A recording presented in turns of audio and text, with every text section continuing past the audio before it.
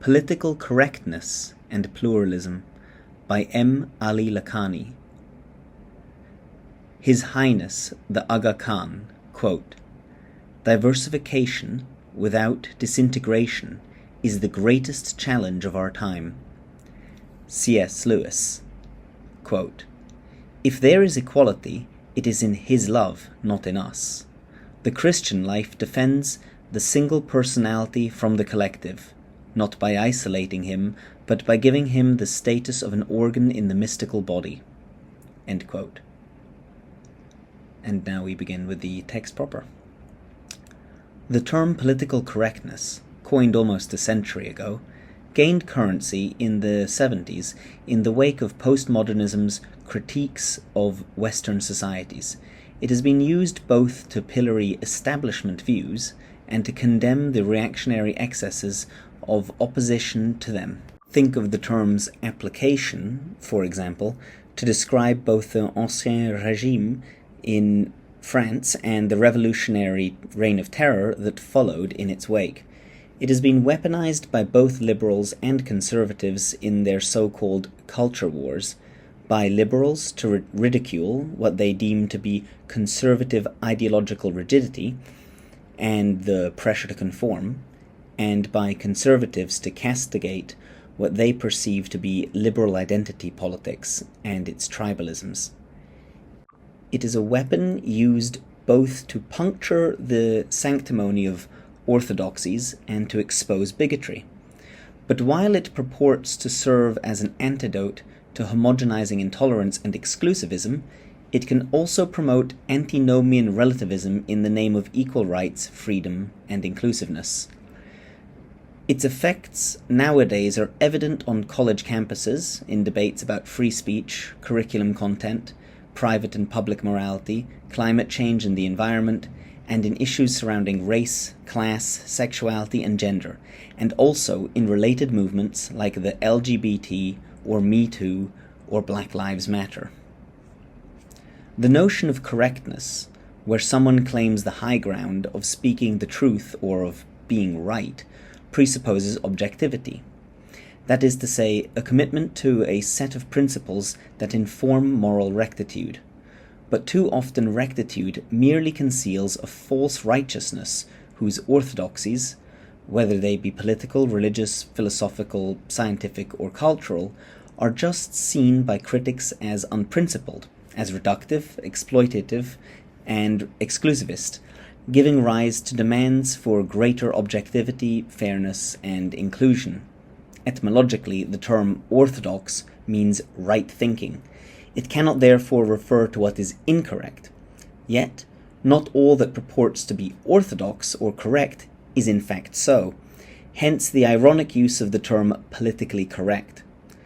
By the same token, principles, if they are indeed to value objectivity, cannot, in the name of correctness or a disdain of elitism, be stripped of their qualitative content, rendered devoid of hierarchic structure and critical values, and be made to simplistically legitimize every group or behavior on the pretext of inclusiveness and tolerance. It is axiomatic that to tolerate everything is to stand for nothing. Such uncritical latitudinarianism would merely serve to relativize values and to destroy moral standards. Correctness, therefore, demands a critical foundation, an ethical criterion, a principle of measure. Where governments or institutions abandon proportional and principial norms in favor of reductive mindsets or relativistic perspectives, they can be harmful. Establishment ideals, though they may claim legitimacy, are sometimes unmeasured and unprincipled and, particularly when imposed in a heavy-handed manner on others, can constitute a tyranny of the governing class. History has shown that some of the most oppressive governments have claimed to operate in the common interest, while sacrificing human dignity in the pursuit of their goals. Universal ideals cannot simply eclipse the particular, but must seek to harmonize with it in ways that value diversity and preserve human dignity. In a similar manner, care must be taken to avoid conflicts among factional or individual interests that oppress or balkanize society. Rights and freedoms are not absolute and are subject to a principle of measure. When this is disregarded, it leads to the tyranny of factional groups. A typical example is where political pressure denies someone the right to free speech, of simply expressing an opinion or conducting a civil debate about a viewpoint, which, though not illegal, is considered offensive to an objecting minority. Here, the particular right claimed by the political vigilante undermines the universal right of free speech instead of seeking to engage with it through a process of conversation and fair-minded dialogue. The adjective political in the phrase political correctness highlights the underlying problem. How should political processes be employed to harmonize the universal and the particular, the responsibility to the common good and individual freedoms? It is a problem that philosophers have grappled with through the ages. Truth is not merely a matter of consensus, though consensus is vital for a sustainable political praxis.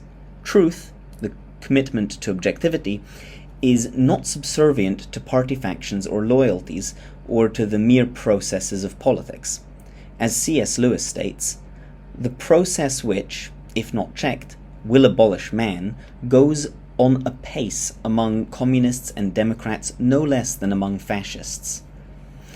The vox populi may not always be right, yet, as Plato recognized, societies cannot expect to practically operate through enlightened and incorruptible philosopher kings.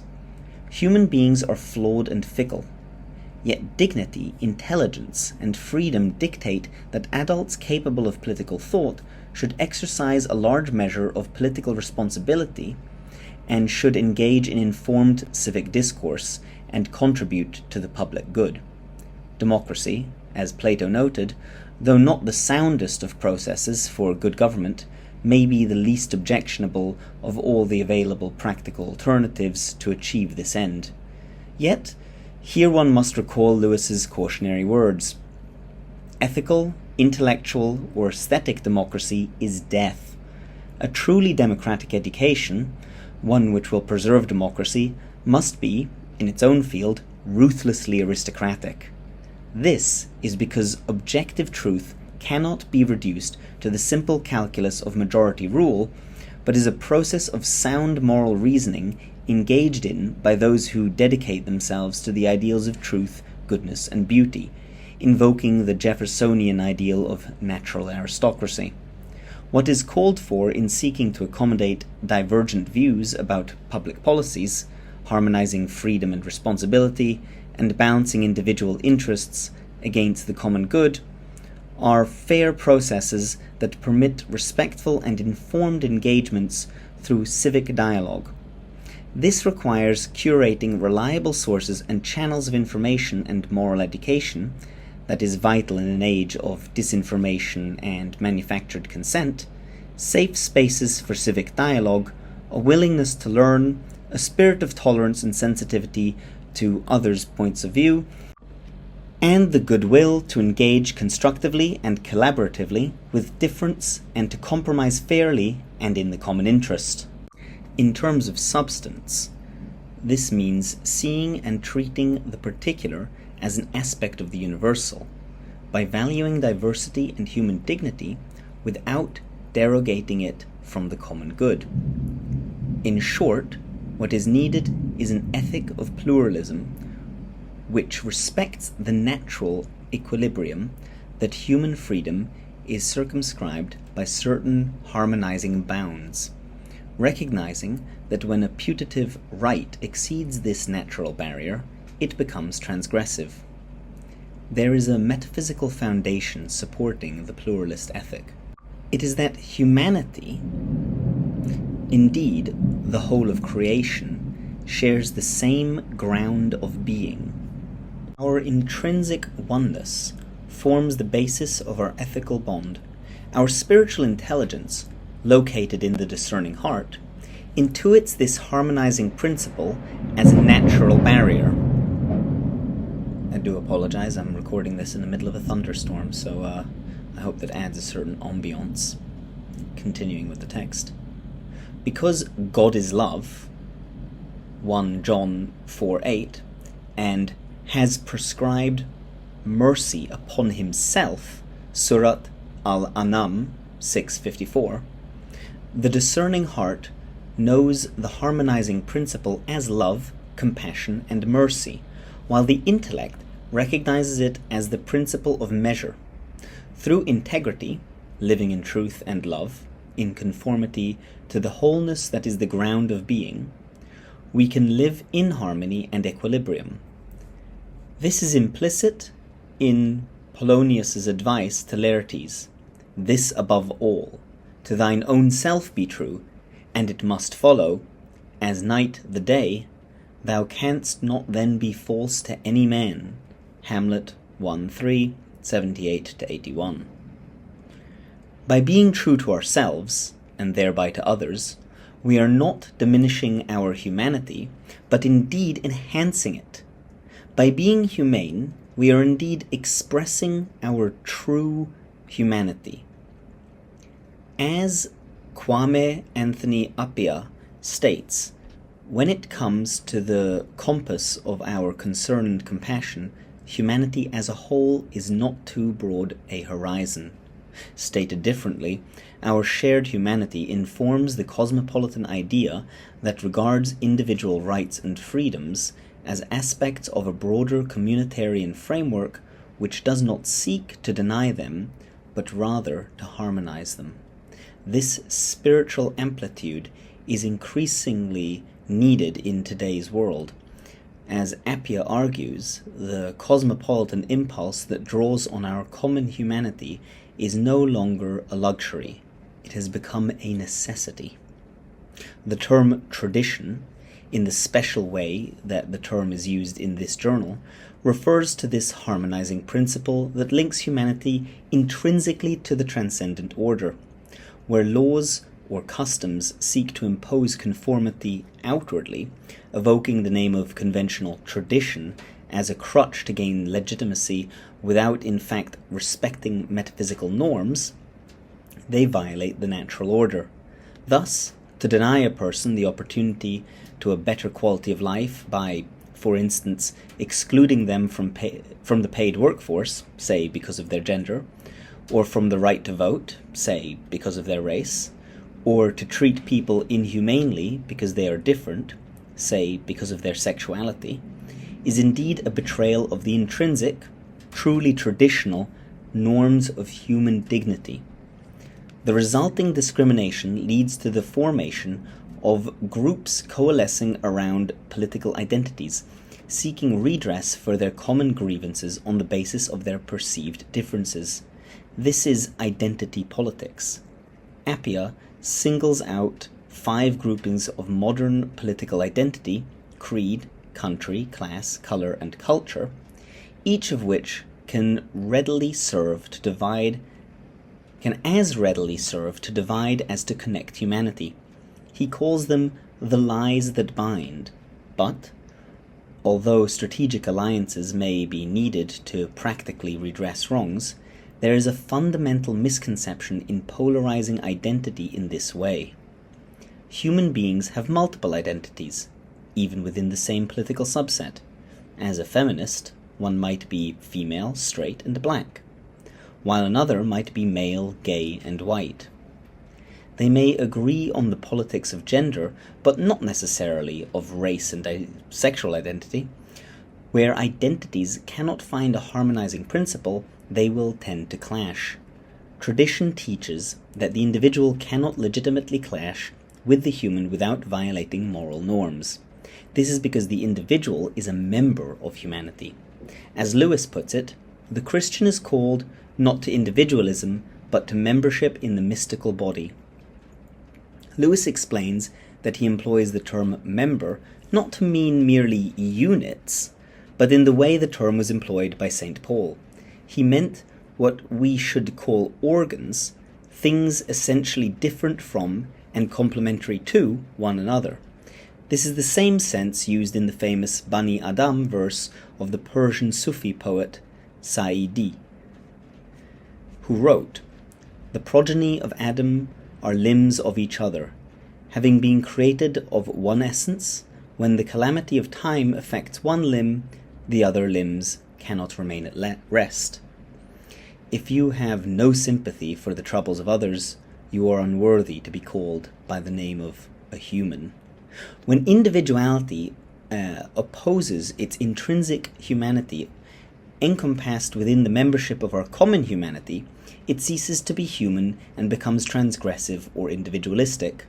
Our identities and the spaces we inhabit cannot be at the expense of other identities and their spaces. Our individual identity, the unique sense of traits with which we are endowed, is therefore an expression both of our individuality and of our humanity, and is to be harmonized, not used merely to express our outwardly opposing identities, but to serve all of creation and humankind. The following oft-cited passage of the Holy Quran explains the foundations and implications of this ethos. Quote, "For each among you we have appointed a law and a way, and had God willed, he would have made you one community. But he willed otherwise, that he may try you by that which he hath given you. So vie one with another in good deeds. Unto God shall be your return altogether, and he will then inform you of that wherein you differ." End quote. The verse explains that our differences are the basis of a deeper connection. They are a form of test given to try us so that we are impelled to use our individual gifts virtuously, generously, compassionately, humanely. We are therefore exhorted to vie with one another in good deeds, to employ our individual strengths collaboratively, not competitively. It is by seeing our differences as complementary aspects of our shared humanity that we can avoid the individualistic or tribalistic factionalism of identity politics. The issues that engage us as human beings challenge our conceptions of who we are and what we value. Many problems offer no easy solutions. It is only by transcending our narrow identities and limited points of view, while also affirming our individual and collective human dignity, that we can strive for principled answers. Thus, it is not always constructive to denounce ideas as politically incorrect or to engage in identity politics. These methods are often divisive.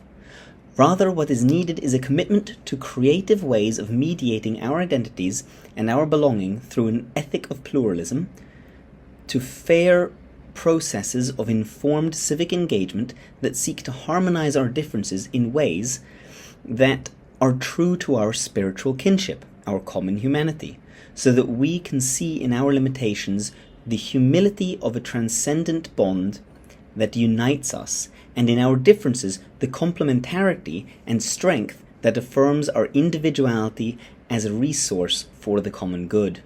If you value my work, I'd be most grateful if you would like, subscribe, leave a comment, and share this video with anyone you think might be interested. If you would like to support me in working on this project, I'd be deeply thankful if you would consider becoming a regular supporter through Patreon or making a one-time donation through Ko-fi, links in the description.